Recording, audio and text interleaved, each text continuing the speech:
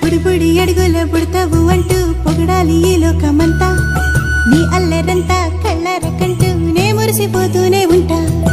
ఈ చిట్టి పొట్టి హనుమంతుడికి రవితేజ నానారు అంట, నానారిలోని ఆ మంచి నడతా నువ్వు మించిపోవాలి అంట.